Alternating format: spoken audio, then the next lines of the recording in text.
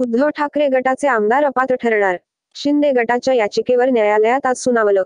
विधानसभा अध्यक्ष राहुल नार्वेकर यांनी शिवसेना आमदार अपात्रता प्रकरणी निकाल दिला आहे. शिंदे आणि ठाकरे दोन्ही गटाच्या आमदारांना नार्वेकर यांनी पात्र ठरवले. त्यामुळे ठाकरे गटाकडून नाराजी व्यक्त करण्यात आली. तर शिंदे गटाने सुद्धा या प्रकरणी कोर्टात धाव घेतली.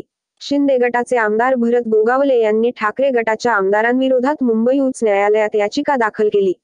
एकनाथ शिंदे यांची शिवसेना हीच खरी शिवसेना असल्याचा निकाल विधानसभा अध्यक्षांनी दिला आहे. मग शिंदे गटाकडून देण्यात आलेला व्हीप कसा लागू होत नाही? तो न मानणाऱ्या ठाकरे गटातील 14 आमदारांना अपात्र करा, अशी मागणी याचिकेद्वारे केली आहे. या याचिकेवर आज बुधवार सुनावणी होणार आहे.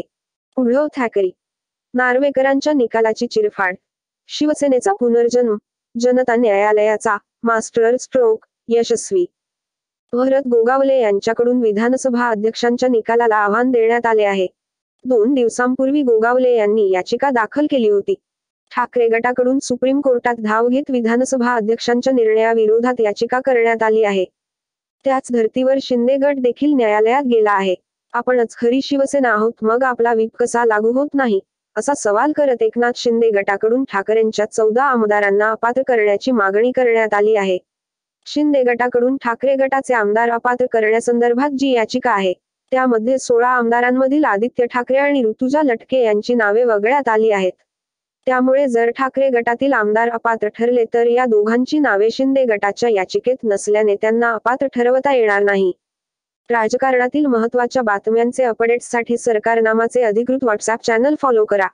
न्यायालयाने जर शिंदे गटाच्या बाजूने निकाल दिला तर संजय पोतनीस, वैभव नाईक, सुनील राऊत, कैलास पाटील, राजन साळवी, राहुल पाटील, नितीन देशमुख, भास्कर जाधव, रवींद्र वायकर, सुनील प्रभू, प्रकाश फातर्फेकर, उदयसिंह राजपूत, रमेश कोरगावकर आणि अजय चौधरी या 14 आमदार पात्र ठरू शकतात.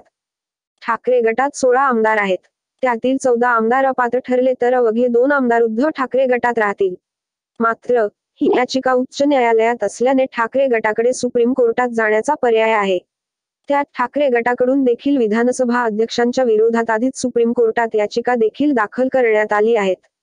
उद्धव ठाकरे यांनी मंगळवारी पत्रकार परिषद घेत विधानसभा अध्यक्ष नार्वेकर यांच्या निकालाची चिरफाड केली.